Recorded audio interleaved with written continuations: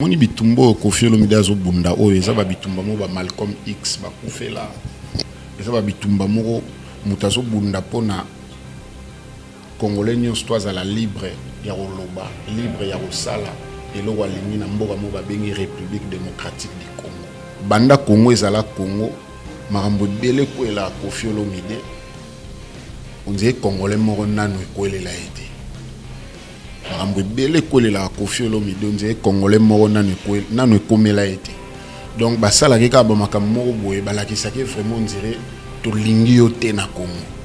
Ok, Mobutu CCC Kokuku wendo tiaza na sama bele atika Koffi muzikana ebele baza wana lelo baolinga balakisaki ba bango mais surtout bito tozonga penata msu ba 20 ans en arrière ba 30 ans en arrière au mona ba ozalate ebele. Vincent, il faut tchaka mbala mo Koffi pour moni depuis Congo ezala Congo Congolais o bakangi beti coup de paix raté libana mboka ba yo kangi na mboka na ye ezala Koffi nini pe to kokoloba surtout bito to mon po mutu moko te so za na mo mutu yo yebi kokoloba pe mais mutu ngo ezala ka Koffi façon ndenge ba traitaka ye na pesa lokumu ya Congo na courant na ye moko eza na bureau président apesa Congo lokumu omona penaki na Afrique du Sud ba star à danger bazalaki mais ba benga 4 fois na biso zo comprendre Vincent mais ce que mutu ngo na mboka na ye tala ndenge ba traitaka ye tala ndenge ba traitaka zo sala na pasi na mawa.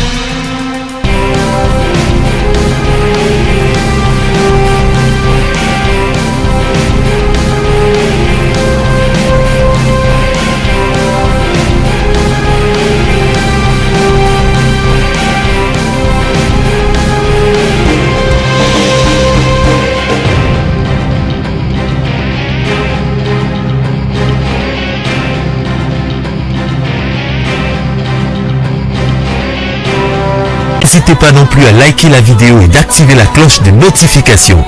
Voilà, comme ça, c'est parti.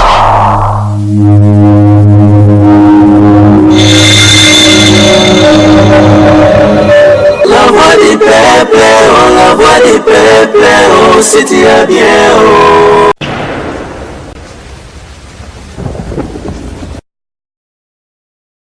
Salut chers amis téléspectateurs, nous sommes très heureux de vous avoir nombreux devant vos postes téléviseurs à travers le monde pour suivre votre émission Les News des Stars Nakati ya chaîne Abino, La Voix du Peuple. Nous tous nous le savons que Nakati émission oh tu yambela Rabino ba star, tu la tu pesa Rabino ba news na bango par rapport à actualité na bango puis évolution musala na bango. Le lotoye na ngambo ya quartier latin et à Koffi Olomide Agbada. Nous tous nous le savons que toza en pleine, c'est-à-dire quand le but toza c'est-à-dire biso tout ba congolais, toza derrière l'artiste émission Koffi Olomide en plein préparatif. Il y a spectacle né amené nazo beta na 2020 na arena salle moko ya 42 000 places na niveau à François. Ils ont signé retour na yé na niveau il y a ba spectacle retour sur scène na yé na niveau ya Europe. 42 000 places et puis bientôt là Biso album légende déjà il y a quelques titres déjà toujours savourés comme Pipipi comme élégance et autres chansons toujours déjà toujours et lenginango mais lelo to yambeli bino Sandra Kazadi Azali Bongo membre influent na kati ya quartier latin et na yé to mekape ko solo la marabutu et zo tourner tout autour il y a l'artiste musicien Koffi Olomide. Bonjour monsieur Sandra Kazadi. Bonjour Vincent Chuluzi. J'espère que mission Nabiso vous allez bien au Kenenangal Malembe au Kenanga purement brutalité pour les Arabes Mutunayo. Puis bateau n'y sont tous en otage. Je pense que si na souka émission vous allez décider. Vous allez bien. Voilà. Merci beaucoup. Mingi tu dis que Sandra Kazadi Azara Mingi Libana Mboka, mais on lui retrouve au Congo. Est-ce qu'il y a des raisons spécifiques au public ou bien ils ont justement vacances car en famille? Non, mais il y a moi les solo moi privé, moi privé donc inutile na beta les solo na miso batu. Moi les solo moi yanga privé. Mais les appels on peut privé mais pour l'instant on a préféré na zanono ngamo na dondo na yango après on a obimisa na ngamo. Voilà, bato bazo talayo to belé batu na Sandra Kazadi Koffi Olomide ne peut pas faire même interview tout autant à l'obéla makamunaye le nom de Sandra Kazadi ezanga raté. Bato mtsu balanga ba Sandra Kazadi na Koffi Olomide influence ya Sandra Kazadi na quartier latin azalaka nani azanani c'est-à-dire kopesa bato moi image pour ba mutuni na osola na yo sala bien. Non, ezaka ke Petia Viennaye. Donc Petia Viennaye. Donc na tambola selon ye pour mon quartier la thèse ya Koffi. Donc so za pembeni na ye ezaloza bobimana libumu moko. Il faut poser à peine idéologie na pour quartier la thèse ya ye. Ye mutaya na makam na ye. Donc na zalaka na ko tambola selon ndenge ya lingi na makam na ye ya quartier latin. Donc yango mona pe apprécier un mingi. Voilà, Koffi Olomide, dans raison ça va tout le monde Sima, quand il nous a parlé à Maramba suivez les guides, c'est-à-dire Azam Moto affronta Bassal Oyezaki Bassal et pardon, et ça il Bassal mythique mais il Bassal Morobo te belé bazaré Morobanga Okino ko presté kuna, je cite comme Olympia, Zénith, Bercy, Torolo même Bercy Azaki première africain au presté kuna. Et les lots Koffi Olomide à Kena Arena, où ils ont salle moro, ils ont 42 000 places. Dernièrement, dans le temps, on a quand même plus de combat moro, il y a catch américain, il y a salle moi, combat moro, on a catch ya salle wana. Di solo à moi il y a salle, il y a concert wana Arena. Non, ils ont que retour sur scène. Moni, ça fait 10 ans, musique à Congo et beta alisou n'est pas Schengen. Musique à Congo et beta alisou n'est pas Schengen. Façon ndenge ba solo la li solo ngo na ba diaspora bato ba sala ke musique e betate façon de ba solo la li solo ngo et sengela ki siko que c'est le moment ba musicien ya mboka ba ya ko sa musala la ba ndenge sengelani donc yango moni Koffi Olomide na 2020 donc normalement il faut payer sa date. Il faut pas sa date, mais ils en ont 2020, ils en ont 2021, mais en 4 2020. Donc, Koffi Olomide a na salle à U Arena, ils en ont la défense, ils ont salle ils en ont 42 000 places. Donc, il y a un autre na bateau nyons tout balinga Koffi, bateau nyons tout oyo, banyo comme rapport na Koffi. C'est le moment où il faut tout téléma biso nyons tout. Depuis Colombie, ti na Kinshasa, tout téléma biso nyons tout pour te soutenir pour Arena wana ezaka lokumu ya Congo donc drapeau Congo nde et ozala soulever donc je pense que na ba musicien ba collègue na nyons tout au baza en Afrique au ba beta musique donc ba ozala simanae ba rolinga quand même abeta concert wana poza pona lokumu na bango donc c'est un peu ça. Voilà, c'est un peu ça. Lobi tozaki émerveillé, il y a rota la spectacle concert et à Maître Gims ou à Bettina Stade de France surtout continue toujours combat qu'elle va fleur parce que on est Rwanda et zongi na biso ba congolais premier noir à tourner sa Stade de France et premier congolais à tourner sa Stade de place et Stade de France on a plein à craquer mais tout la documentaire moro ya Maître Gims on a personnellement la talaki na moni a brandi 4 passeports on a yazo la nini et zo tourner tellement ba concert et les trop et ba passeport on a ba passeport congolais. C'est-à-dire que Maître Gims est reconnu comme Congolais. Tout le monde est conscient et l'équipe et tant que Congolais, tout petit comme mouvement moroteo, mouvement moya résistance et bon yo biso tous amamboka concert au Bétaté. Dans le même esprit, vous pensez pas que ceux qui peut-être cause dans le message moro pour la confirmer parce que moi le Cameroun c'est vrai que comme déjà que moi lanterne donc ce message moi pour na bateau peut-être ba roza na idée wana ya moi résistance c'est-à-dire ndeto lo ba combattant parce que tout le monde na Maître Gims concert betami di solo na route betamité passeport congolais comme Yonangai ma beti makamne eleki na kimia soki message mo peko za pour na groupe ya moi bato to benga ba combattant baza peut-être na makanisi déjà que so date c'est comme proche basala makambo basala na message ko zani na ngamba kanisa omoni Vincent omoni ngata on a monaki mukonza mboka hein mukonza mboka président na biso actuel na monaki na Bruxelles ba yambi asali discours na comprenait que ba makambo tout ya ki combattant chiki cha pour muto il fallait ba telemela ezali ya ba musicien te omoni donc eloko nyonso tout ezalaka na ebandeli pe suka na yango omoni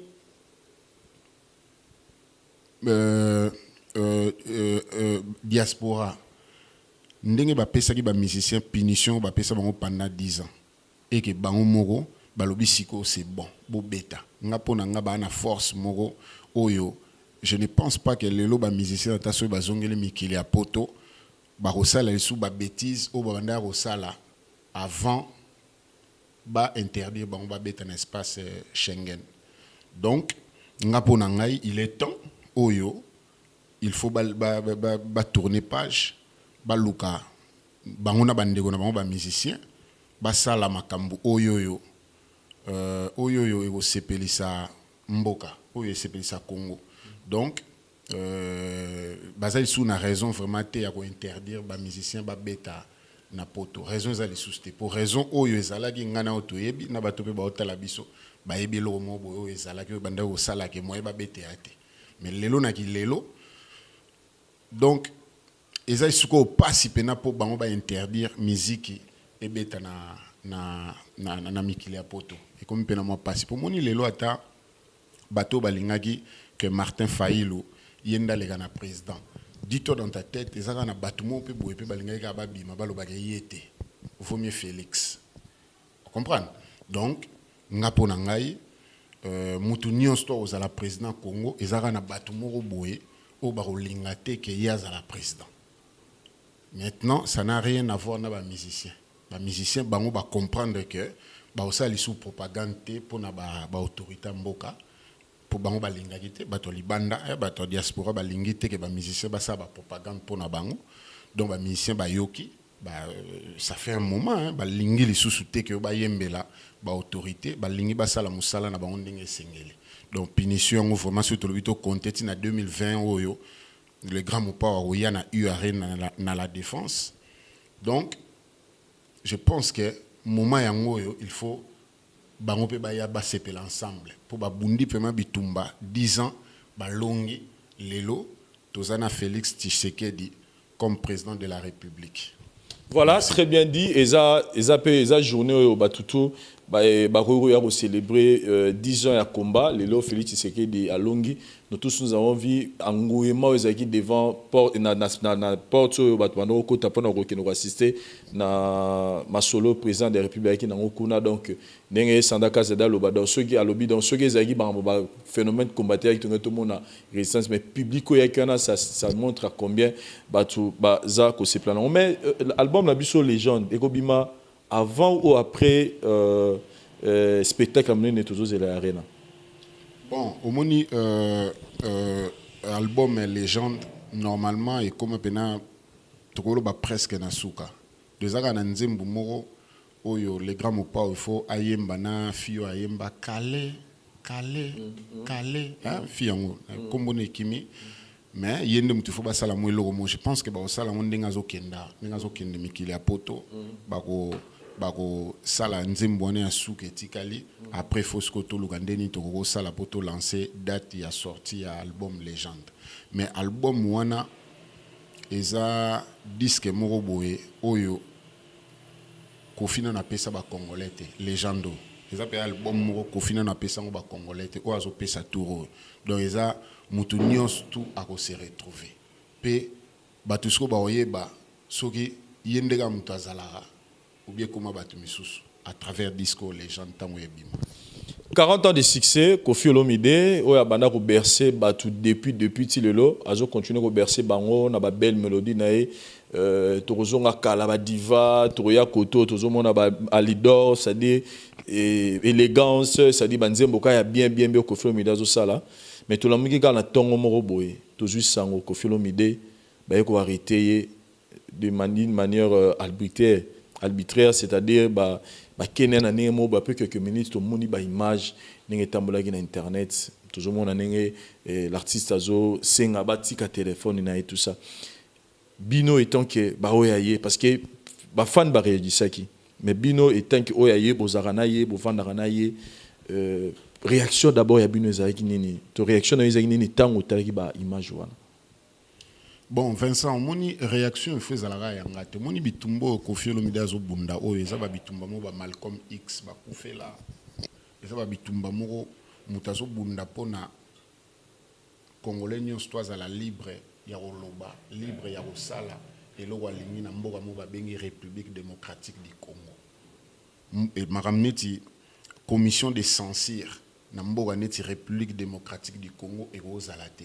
Na logique ya bitumba Koffi moko te ya bitumba na yo pe Vincent et ça bitumba ba musicien congolais nyonso o pe fo batelemela pour lelo o mona bato ba osa ba ignorance ba osa neti ba so pe ndenge nini so ke komeli bango ba osepela na ngote banda Congo ezala Congo makambo bele ko ela Koffi Olomide on dirait congolais moko nanu ekolela ete makambo bele kolela Koffi Olomide on dirait congolais moko nanu ekomela ete donc basala ke ka ba makambo moko boye balakisaki vraiment on dirait to lingi yo te na Congo omoni yepe sikoyo akoboya mboka na ete kapo moi quelque bato mo bazolinga balakisa ke to lingi ete na Congo mais ça ba congolais mususu bazala pe na Congo balinga Koffi mais ça moi quelque bato mo boyo balingaka balakisa yepe na keneti na Congo vraiment ozala na esika te omoni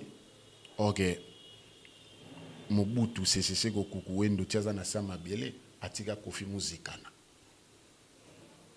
ebele baza wana lelo baolinga balakisa ke ba bango mais surtout bito tozonga penata msuba 20 ans en arrière ba 30 ans en arrière omona ba ozalate ebele ba ozalate donc ngapona nga eza bitumba ya Koffi moko te eza bitumba ya congolais nyonso to alinga se sentir libre na mboka na ye il faut azala sima Koffi pona eloko babengi neti commission de censure il faut ezala lisusu te mais du moment que likambo ngo esekei na justice eza na maboko ya l'état moto ezogere yango tokoki kopesa justice ordre te donc vome totika bango basala makambo na bango nde bazosala mais toza convaincu que eloko mo ya bien résultat mo ya bien kobima à faveur mais bino ovanda libanda je parle plus il y a forme ya ba arrestation arbitraire aux sala mapana biso est-ce que vous avez un point de vue mo parce que za congolais au monde na libanda rozara neto ba entrepreneur ba outra libanda ba zoya na mboka pona ko mema makambo je pose à libanda ozoya na Congo façon na ko kangela wana est-ce que vous avez un conseil to likanisimo ko pesa manière au kanyelela mutu neto mona par exemple Koffi Olomide waza na rolo bate maza icône ya musique ya Afrique oyo aza respecté na ba pays mususu biso tozo ba chance on va na aéroport ya ba Kenya oyo ba tie musique ya Koffi na aéroport mobimba c'est-à-dire aza mutu aza considéré moi manière wana ya kangela batu wana est-ce que koza na moi likanisimo ko loba neto mona komeli Koffi Olomide mais ko chaka batu te Vincent il faut chaka mbala mo Koffi pour moi depuis Congo ezala Congo Congolais au bakanga beti coup de paix raté libanda mboka ba yo kangi na mboka na ye ezala Koffi nini pe to kokoloba surtout bito tout monde pour mutu moko te so za na mo mutu yo yebi kokoloba pe mais mutu ngo ezala ka Koffi façon ndenge ba traitaka ye ma pesa lokumu ya Congo na kora na ye moko eza na bureau président Kora na moko pas 4 na journée moko ba pesa 4 kora zo kora moko akenda opesa na et pas président apesa Congo lokumu omona penaki na Afrique du Sud ba star à danger bazalaki mais ba benga 4 fois na biso zo comprendre Vincent mais ce que mutango na mboka na tala ndenge ba traitaka tala ndenge ba traitaka zo sala na pasi na mawa et sala pena pasi na mawa minga olobeza te po moni mboka na biso Congo biso nyonso tozana Congo baza libanda ya mboka tozana espoir que Congo na biso un jour ou l'autre ozonga Congo ya dignité, Congo moko ya valeur, Congo moko lokumu. Biso tout oza convaincu na yango. Donc yango moni bato bazo diriger lelo, to pesa bango chance. Peut-être makambo oyo eleka ya mabe hier lelo peut-être eleka te. Mais de l'autre côté, au Lobani Nisuko, autant au Landagi, par exemple, le lobby, l'inspecteur Didi Keloke, le Roma directeur, a dit que au Kokina Yoko Télémela, existence tam sur institution, le lobby n'est besoin de la démarche, le lobby que non, démarche est essentielle et cause à discuter. Mais tant qu'ils ont existé, tant qu'ils ont atteint d'objectifs, tant qu'ils ont existé, il faut continuer à respecter le droit wana oyo censé rester ngaka. Donc nanga monabino net olandaki c'est comme si que Kofelo Mide ba droit oyo censé rester ngaka a futango du soute pour parce que il y a une démarche qui est censé exister soute. Quelque part aujourd'hui on peut wana pesa vraiment vice les procédures, c'est-à-dire bozana mino na démarche qui est la soute. Mais aussi longtemps est vrai que ça existait. Il faut se conformer na mibe ko mboko ebi ke batu ebi ke censé reza bo futi mboko na bino parce que le bi ke ba mbongo za ba 20 30 dollars ba 2500 na boloba ke za rasuri mutu a commis un niveau peut-être que à l'équipe yango sans encore na bango ça dit tétinès on les a na ba mandi na kati mais bon on se rolandi avant alors mais za ba 30 ba 20 dollars et nangam na bino on dirait et futa ma discuter. Té bon au moniso lingi vraiment que tous à la sur na makambo yo monsieur Didi Keloke la Ucholoba surtout lui peut tous à la sur na yango il faut to bapé ça ba tout pas tellement relevé bancaire mon relevé bancaire ce qu'on fout en bongo to fout en etikala na moi trace wana ndeto yeba soki réellement fout à 30 € ou 35 ningo Ucholoba. Donc, dans l'accusation, nous avons un peu de temps. C'est-à-dire, au moins, vous reconnaître que Bino fout à la Bino Pela Ramote pour.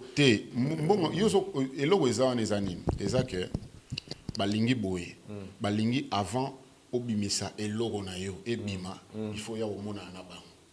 Est-ce que vous avez la Swagin Zembo, ils ont moi, bunga te na kati. Ils ont des monades, ils ont la boye. Après le bail le mo bon bail net nzembo za iko ba misa mikolo na kati ya nzembo na nzembo ba yembi awa mutovani mwasa mutu azate ça dit ba yoko isabité partout yembi oyo to eza malamu te parce que eza kitoko te bato ba yoka zonga na studio no kalonga zongi alongo li pe parti yango esili eza bongo te ndenge okoki ko mema bato mo baza adulte pe ba na mboka mo bo République démocratique du Congo mboka mo démocratie ba ko se comporter ndenge wana te.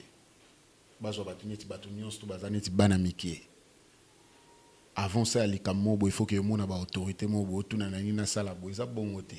Botika mutasa les cambo. So les cambo na ba norme o bino bolinga te bo sanctionner. Si ko boko peut ko sanctionner mutute po au réseau po au boulele. Yaneti moi si mo boazo loba. Yango yo papo yo linga ga obwa kelanga mai na sima. Ngana linga obwa kelanga ga liboso.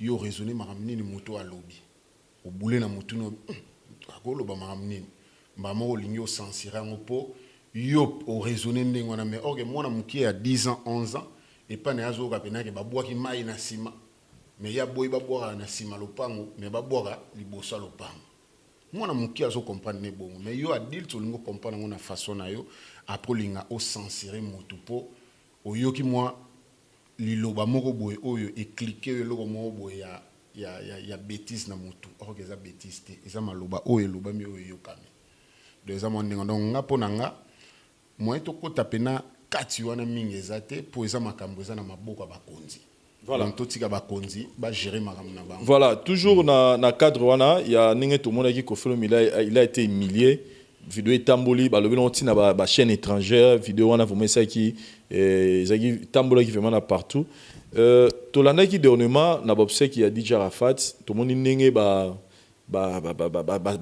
sakana na nzoto na ye na jour ba ke okundai et selon moi zo tambola ba bi ke Kofelo Mila lobi ke marambo amoni et pas DJ Arafat basali ye mukolo okufa a préféré ba incinérer est-ce que ça mamba solo to ezara ba biloba lo ba congolais et alembango ayembango tina banzembo bien voiture ayembango tina banzembo lo ba bongo ngaku na okaka ba congolais kutu baloba ki o Kofi velu tumba loba jour okufa bakake obeta bakake beti mutu mu lisusu bo alobaka likambo boye ke jour okufa et osalema boye siko tango comme siko tour a Kofi alobela biso sur place ba kunda o diame ebima kasi ba biso batumbi moi diame bimeza babi Kofi ko décevoir biso te il faut tout le monde venir que diame bimi place ba kundi mais ok ya loba bongo te wana ezaka ke mélodie ayembi monde ngwana mais loko pena o ya loba pa beta isete nango récemment auto sala émission mona ser na biso nana boduka alobaki que jour ya okufa ngana okukate ngana na habité Vincent na bando tumba Kofi eza donc wango ba kokango we basala mais ozo mo tesko yo ba marambo bazo sala ke boyo nirepe ça dit na okuta daite mais ozo mona mutu déjà bazo ça dit ba saki DJ Rafat ikutu DJ Rafat daite mais o bazo sela qui vivant c'est comme si décision un peu niré ba acte ozo maté ko motiver sous décision alors que yo kokate po et ça passe mais marambo ya zo vivre niré c'est comme si tout ba lo ba non ko faire zané na réseau pour déjà na de son vivant tane baza ou humilier boy alors que Azaï Mouto fallait en place mon. Oui mais bon moni baloba Bible lobela biso mukonzi banzima ke na mboka na été. No Bible mte lobela biso donc mukonzi banzima ke na mboka na été donc c'est tout à fait normal ba congolais bazana ko finde ngwana mais ngai na lela nango ngana lela nango na linga penza congolais ala qui s'appelle Kofi que aza muto oyo alingaka aza muto yo asepelisa Congo asepelisaka Congo donc aza muto ba congolais balingaka donc yepé ba congolais pe faut bazongisele moi échange wana donc bala ki sepe ki mutema malamu donc yi azalaka so asel likambo so alobi likambo ezalaka grave et créaka makambo omoni donc c'est ça ba congolais faut donc ba congolais faut tout la ki sa yepé que aza muto yo alinga biso asalela biso banzembo bien asala de sorte que ba congolais bazala na ba bonne humeur na banda ku banini do faut que tozongisela ngo kwa zo mériter. Est-ce que na problème nyos oyo parce que ozo sala Kofi Olomide sala démarche morobo loyal oiza na intérêt ba musicien nyos mais na marambo toi les qu'est-ce que besoin qui peut est-ce qu'il y a des artistes musiciens peu besoin mon appelle que ils sont là derrière Kofi Olomide attendre na marambo les qui sont moi soutien moi message tout ça banini est-ce que ils appellent beau ouais ba musicien oui ratolanda qui ba sala une mission mona fifisi wa a réagi ça qui hein a réagi ça qui oui ba musicien baza oui falipe ba bengana yena viena les jours même plusieurs fois donc ça va résoudre les canaux bien mais que non ils allons bien pour ça ka pour intérêt profiter mon e batanga yi jeune garçon na biso mo Robin Mundi batanga ki ils a bien pour nini pour ayembika nzembo misu na misu o matanga lelo o matanga na mo Congo batanga yi mais batika ki ils a bien ils a moni ba œuvre d'esprit ils appellent ba œuvre d'esprit ba ko jamais ko chamutu na makala pour na œuvre d'esprit. Vous comprenez? Mais surtout que nous le but c'est que ma belle loba vena mahamongo qui a tanya ngoboy mais so ezana ngo na ninga ko ningo loba na ngala linga mai liboso mai na mukongo donc ezaki lobi mai ezote ke ça pas benga ngo ba métaphore eza pena mayele eza pena mutu po boule bongo avandi bazoila ngo temps azoila ngo temps plus ba musicien bango mo pe bazala pe ba sensira mama mususu et le mot sur ba moni on peut que ça pena bien te pour na parler banini ofandi na mwasi na bana oyo ka mambo bo ça pena mo ba sensira donc ngapo na ngai eza malamu mingi te ko kanga mutu pour na œuvre d'esprit mutu azali sous libre te na Congo eza malamu te. Voilà, Tobeti Masolo, il y a légende, Ezaroya, Kalaming, mais sinon, qu'est-ce que les gens peuvent retenir dans l'état moral parce que tout le monde dit qu'il faut le médaille a déposé plainte par rapport à Nenge Maramango et Salamela qui n'est pas Kangelaï, mais pour l'instant, Bafa n'a qu'au le médaille partout, Côte d'Ivoire, partout en Afrique, Bazota la bicho, moral et artiste, les années par rapport à la situation, nous sommes au Tiroleka. Non, moral les a bien.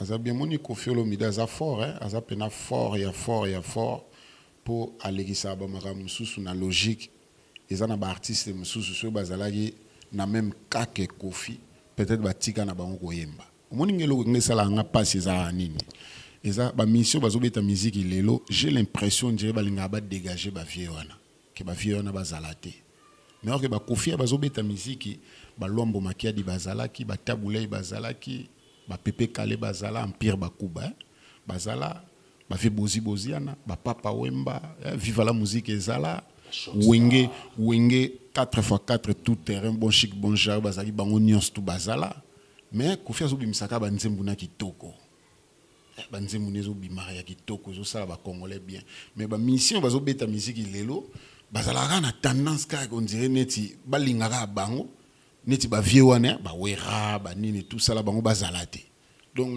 na mitala na comprendre raté pourquoi na bino bato yo ba journaliste botika bango na kibongo na logique il faut pe boter les melaka bango na ba comportement na bango mona pe que mission mo pe na mo aketa msu na Kenya azoloba ke ba fanatique nde balingi biso balingi bango te yo s'assure que ba fanatique balingi bino balingi bango te non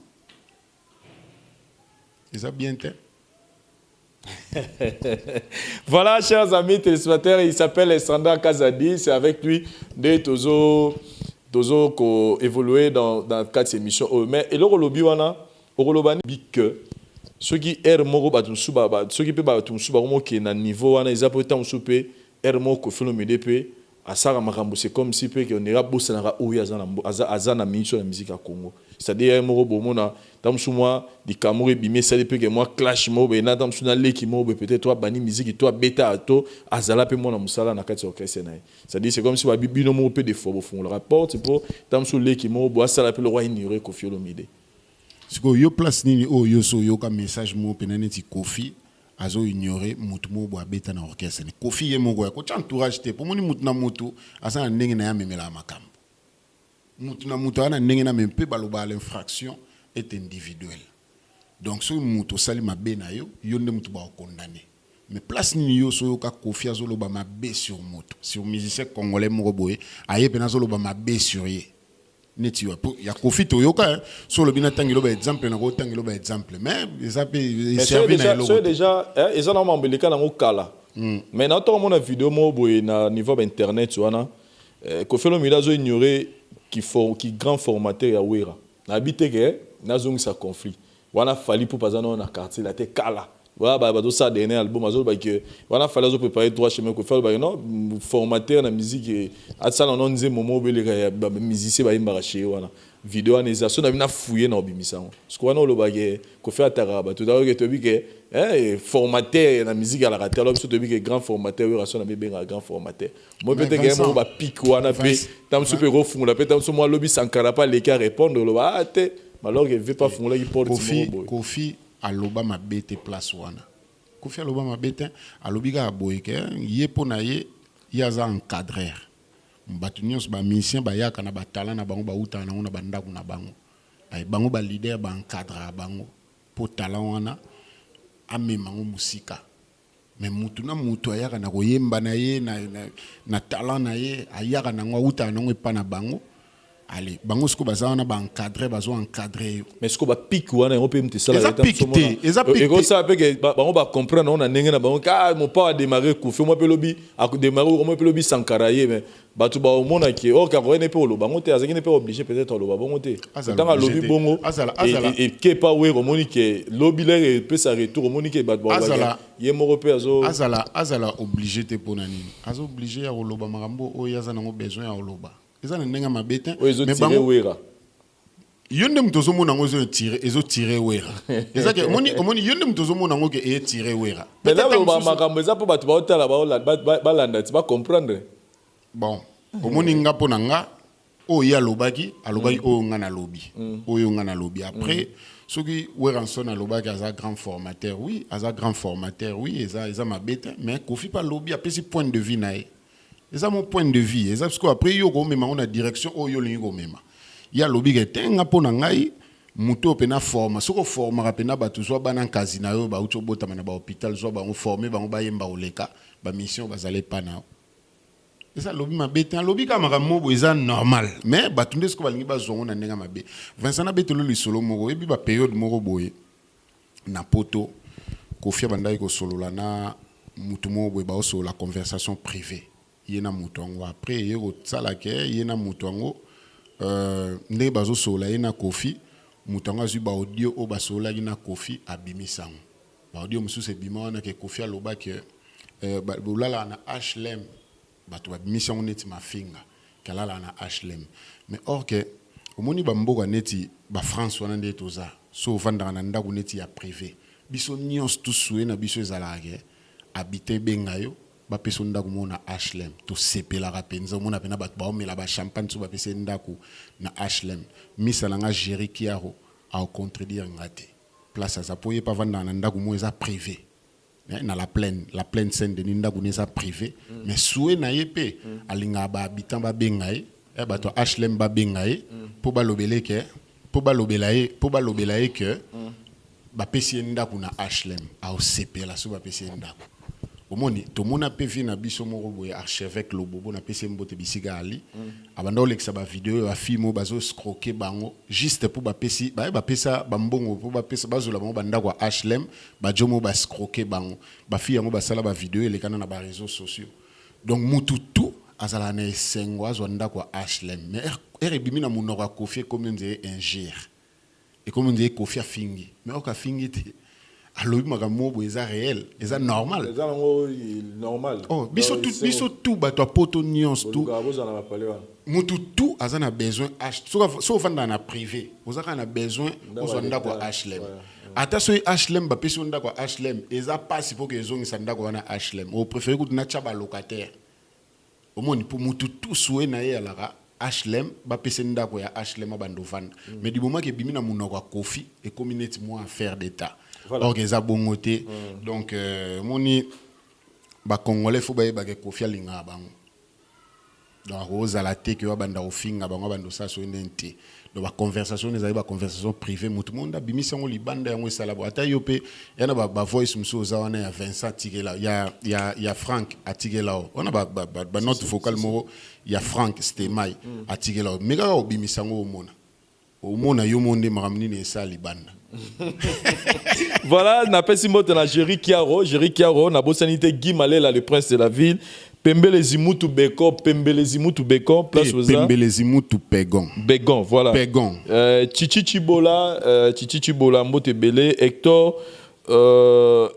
Gauthier jeune premier Hector Gauthier jeune première place aux Mbote Belé Nathalie Bumba Jolie Bumba Marie-Laure Mwaka Balobi les news des stars Eko ya jamais Zoro Mabiala donc c'est la famille on est ensemble donc ça on va péter na décharger mon bateau parce qu'on a eu pas na hot na big to comme na biso to solo na biso moi mbote na ba et puis message na yo pour na ba fan tout ya Kofi Olomide bazota la biso à travers donc on pesa bateau oyo balinga te na Chaliboro na litama na pesa mbote na pesa Nathalie Bumba verticalement Olivia Bumba na bosani yote Chichi Bola madame na pesho mbote bisiko ali Chichi Bola moi ça mundele yoso na beti kombo na yo na préférer na vendre moi une minute na raisonner ba bien fait donc vient na Zimutu Pegon Pembele Zimutu Pegon ya Willy Musheni na pesho mbote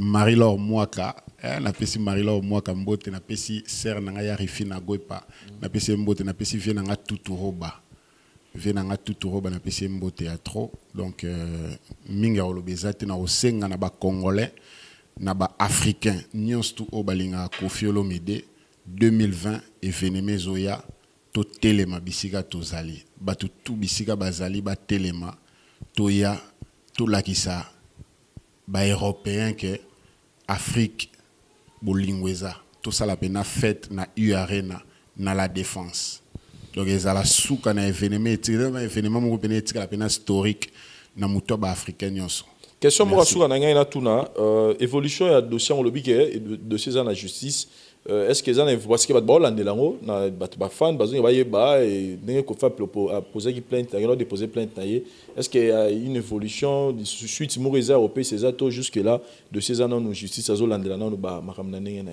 donc Vincent omoni makambuso ezana maboko vie sa porta qui plainte et a déposer plainte na ya en bonne et due forme tozozela résultat bien ekoya nango. Donc tokobanda kolakisa justice tendeni fo basa musana bango. Donc faut aussi eza na maboko na bango nde baotraite yango, bango nde baopesa biso conclusion suka ndenge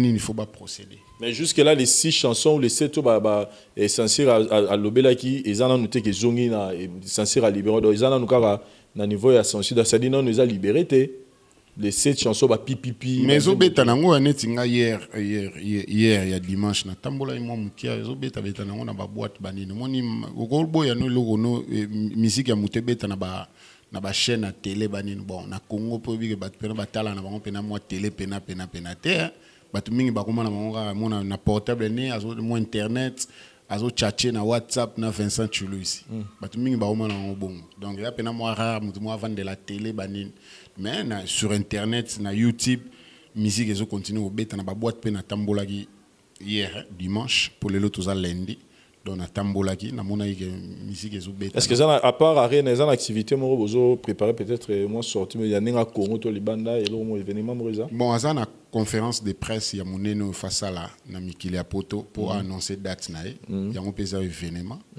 après sortir album légende il faut bima pour à salara album pour apesa ngo biso apesa ngo public donc a umeli nango yemo ka umeli nango donc fa bimisa ngo pour et comment traîner moi trop donc à la té il faut bima après tu annoncer date après tu komi biso nyons tout bateau nyons tout balinga Kofi au bazar de partout dans le monde ce qui Kofi a annoncé date donc c'est le moment yango il faut mutu nyons tout place azali il faut à réagir. Atana ba vidéo, atana ba il faut vraiment moutunion sto alinga Kofi. Moment yango il faut to téléma penza to téléma pour tozong sa musique na biso bisiki ezalara.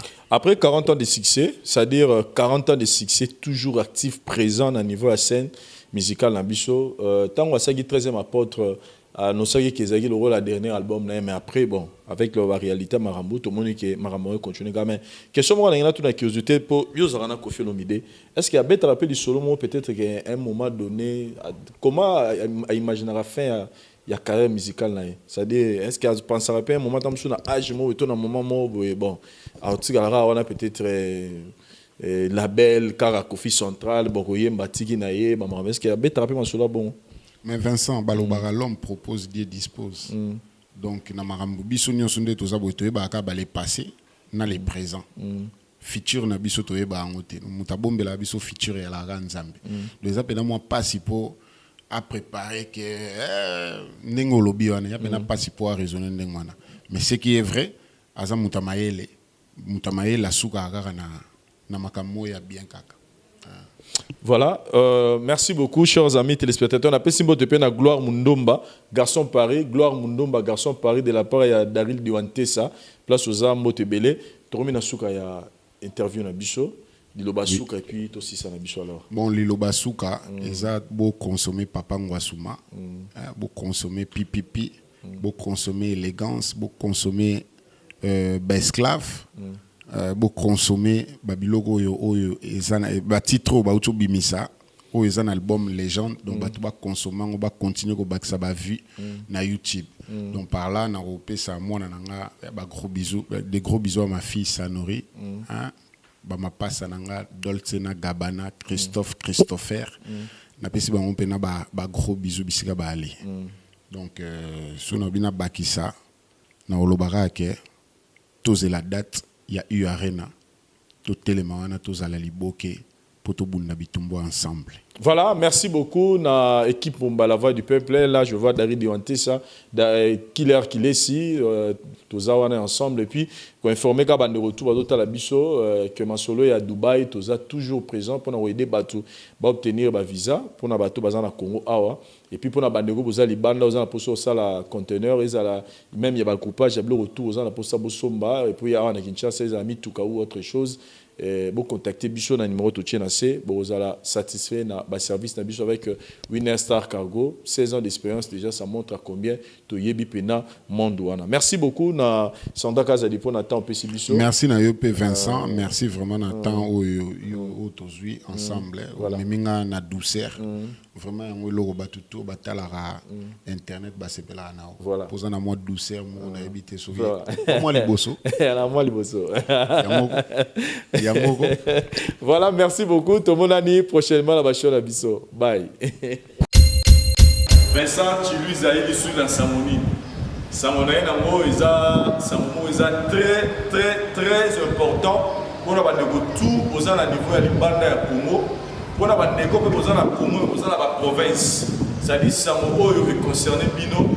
Samoni est pourquoi? Parce que tant que vous avez l'Ibanda, il y a Kinshasa, dans le bateau, vous avez en Afrique, vous avez en Europe, vous avez en Asie, vous avez en Océanie, vous avez en Amérique, dans le déco, vous avez en province.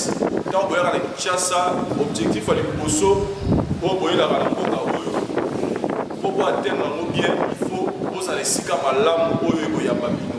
C'est-à-dire qu'il faut avoir la place à l'Ebosso, on l'a avec Toko, pour les répondre à notre confort, à notre exigence, pour que les et les Gamalam. Alors, Bisso, nous sommes la Bisso et c'est-à-dire qu'on servir Bino, Bisso, totalement, vraiment de lier pour découvrir qu'ils ont un espace qui toko, pour découvrir une Bino de l'eau, Flat Hotel Tenazia, où ils sont situés sur l'avenue Kalemelembe, non loin, il y a direction 24. C'est-à-dire, on doit présenter Bino Yango. On dit que nous avons mis flat, on doit faire une présentation. C'est-à-dire qu'on découvrir un monde na Bino et le mot total, flat amour, ils ont nini, ils ont la makamni, na kati, ensemble, là, biso to balana awa. C'est-à-dire, Bino va négocier au Rwanda awa, on a un problème, il y a parking. Donc, on a représenté Bino qui flat tenazia, il y a du bosso, nous avons un parking. Parking nous permet Bino. Bino et dans la condition où il y a malamu. Si quand tu as une réception à Pamba, il y a flat tenazia. Donc tu as une malem.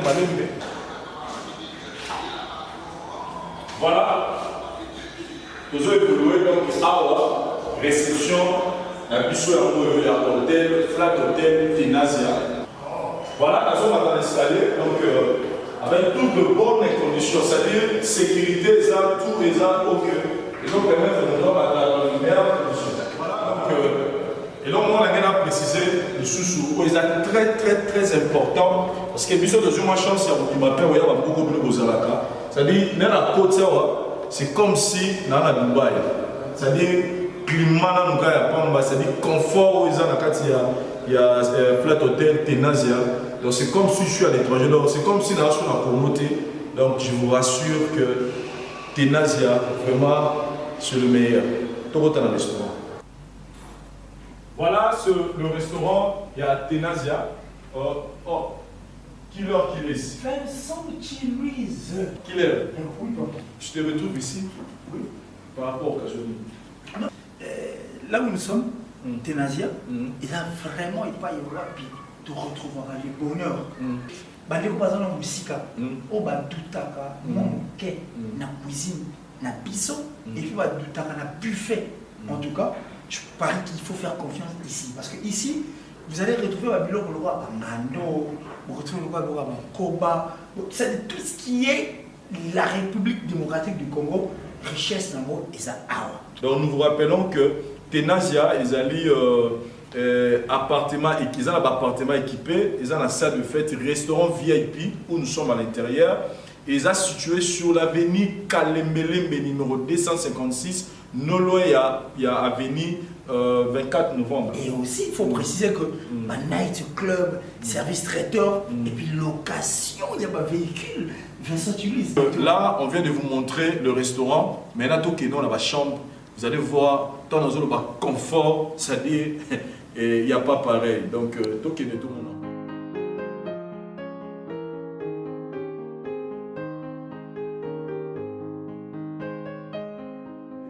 Ça, c'est encore plus intéressant pour la Tenazia.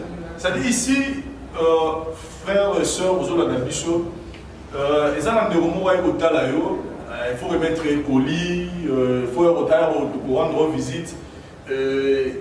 Il n'est pas obligé ou il n'est pas obligé d'entrer dans la chambre. Il y a vraiment ce salon qui est là, disponible. On a tout visiter au Talayo. C'est-à-dire, au Monique, à Koki Kokota te, à Kota la chambre, dans ton appartement, voilà un endroit où vous allez très bien accueilli. Donc, c'est des salons où ils sont à Bango. Et un élément très important, côté Wi-Fi, ils ont vraiment besoin de connexion vitesse, donc 4G plus. Donc, ce que Wi-Fi ils ont en mot, ils ont dit que non, seulement méga, non, donc connexion ils ont permanent pour tous les clients où ils vont utiliser chambre, où ils vont séjour dans Bango Awa, donc connexion internet, en tout cas pour ce côté, rassurez-vous que Tenazia a pensé à vous.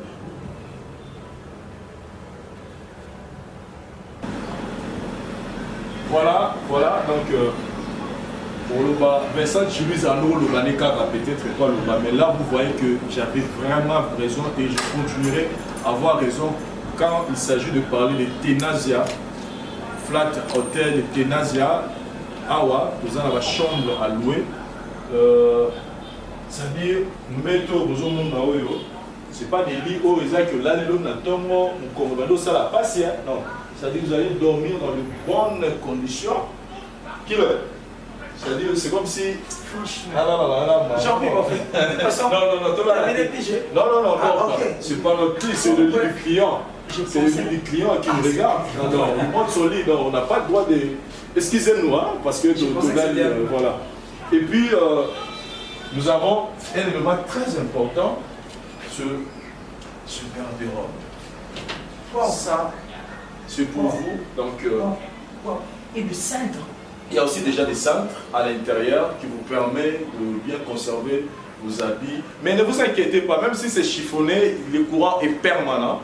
24 heures sur 24. Nous avons le groupe, nous avons le panneau solaire et puis nous avons l'électricité en troisième lieu. Vous comprenez quand je dis les SNEL en troisième lieu, donc on commence d'abord par les panneaux, le groupe et puis les SNEL à la fin. Voilà. Et puis, vous aussi gardez vos documents ici. Hein. Il y a la clé pour vous.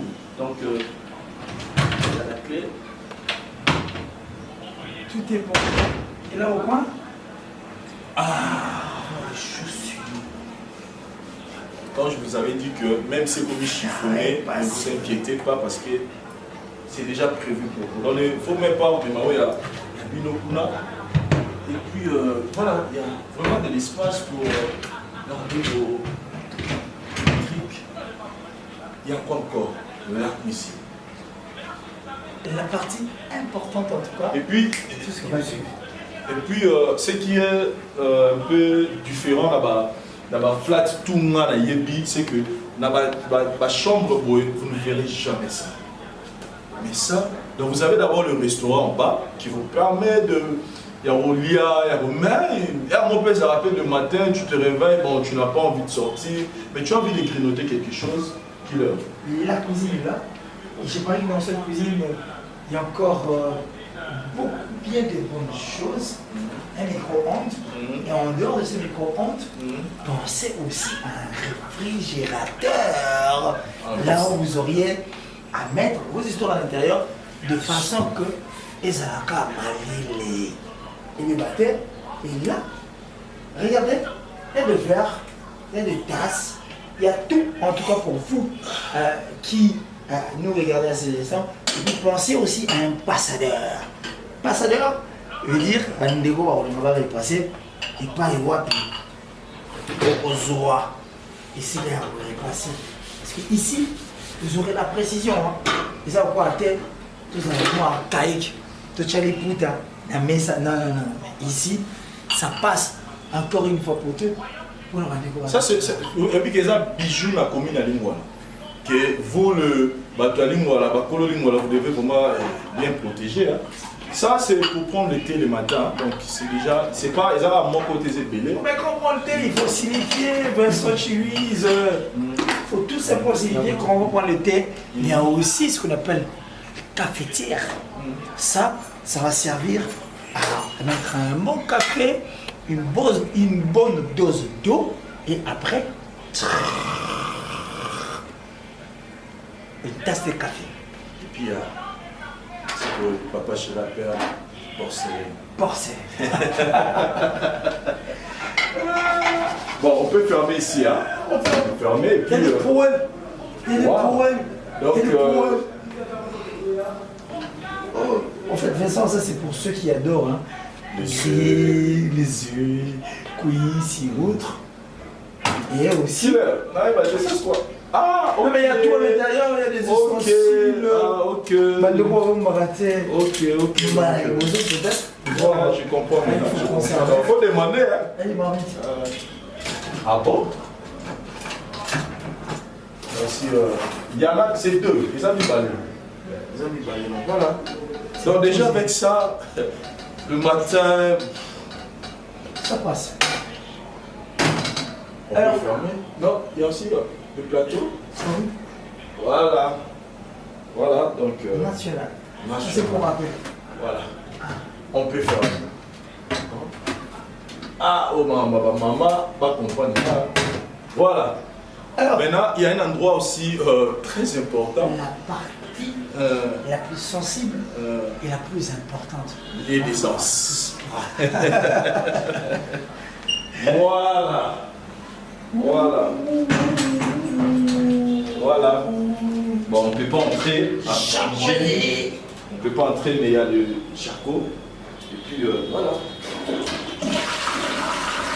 Et je souligne que côté Kosokola, tout ça, Maya moto, Maya bio, donc pour ça, ne vous inquiétez pas. Oh non, Maya Sokolara, Maya moto, la poto, voilà, tout est vraiment clean pour vous.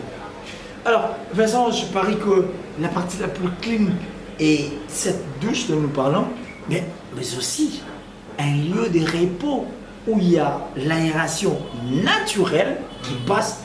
Je veux, moi, personnellement, vous faire découvrir ce qu'on appelle Est-ce qu'on peut bélir? Ouh, quelle aération là! Et bien voilà. Voilà. Vous en avez la suite. Flat Hotel Tenasia. Parce que là, on vous a montré, ils avaient juste des chambres, cuisine, mais là, maintenant, tout ça, la carte suite. Et ce qui est encore très intéressant, c'est que Killer, c'est. Donc, juste fauteuil, là, divan, enfin, comment tu sens? Le tissu, plutôt le mousse. Je manque de mots. Je sens qu'on est bien reçu. Et puis, ça s'apaise en fait. Le fait de s'asseoir dit tout. Quand tu t'assois, tu dis enfin. Non, en tout cas, chers amis, au Bozotel Abicho, à travers le monde, au côté de Bakou, dites-vous que désormais pour vos voyages, pour vos séjours à Kinshasa, il n'y a que adresse Isaka Moko, Flat Hotel Tenasia, situé sur l'avenue Kalemele, numéro 256, dans la commune de Lingwala. Noloy à 24, c'est-à-dire Noloy à 24 parce que déjà 24, ça vous permet que les villes, que les partout, vous voulez fonctionner, même à n'importe quelle heure, vous pouvez rentrer. Il y a aussi la sécurité, ils ont assuré. Et là, parce que la cuisine, c'est la même chose. Cuisine, c'est la même. Sauf qu'ici, il y a plus d'espace. Parce qu'ils ont plus d'espace. Ils peuvent mettre mon toit là en bas, je m'attends à y vraiment ébélé. Et là, sur le couloir. Ok, on y va. Et juste dans l'endroit, c'est tout ça dans lié d'aisance. Lié d'aisance, jacuzzi. Jacuzzi, on va la français. Voilà. Il y a vraiment tout est bon. Je manque de mots pour vous décrire la beauté, les conforts que vous avez à Flat Hotel Tenasia. C'est comme si on a déplacé Dubaï à Kinshasa. Sokoye, chambre suite Ezali, Moutourotigi Nassé, restaurant Ezali, mais vous avez aussi terrasse pour les permettre aux hommes pépé naturel. Surtout les soirs comme ça fait du bien. Hein. Beauté! C'est-à-dire, nous, quand on dit des choses, on ne dit pas des choses pour vous faire plaisir, non, on dit des choses vraies. Donc là, on est dans la salle de fête Tenasia, située sur l'avenue Kalemelembe, numéro 256, non loin, il y a commune, et non loin, il y a avenue 24 novembre, non loin, il y a direction Mouchi, Kaka na Kasika Tuana, donc bijoux, il y a Lingwalengo, il n'y a pas deux j'ai dit ben il n'y a pas deux na kati ya commune Lingwala. Donc ça dit confort oyo qu'il est ici. Obligé. Non il pose son ena bandela sous mariage. Pour beauté à salle oyo. Non. Donc d'habitude c'est OK ba fête. To mesana quand na kati ya salle la fête tout le monde va tirer bino buffet et abatanga mbuyango buffet abatwa koto yango. Mais vous avez remarqué que on dirait ça ils ont mon en tête. Je vais leur montrer où buffet ça. Suivez-moi. C'est-à-dire, il y a la salle, mais je vais vous montrer maintenant là où on va réserver buffet. Une particularité. Mais il ne faut pas tricher. Hein. C'est une originalité de Ténasia. Voilà.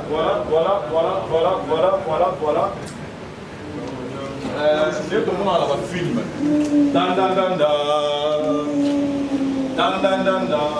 C'est cool là. Parce que moi je suis vraiment tombé amoureux de cette salle. Donc ici il fallait recommencer. En tout cas j'allais recommencer le mariage. Mais on m'a dit qu'il y a la bonne musique ici. Est-ce qu'on peut nous mettre quelque chose? DJ, est-ce qu'on peut avoir quelque chose pour la musique au Ezao?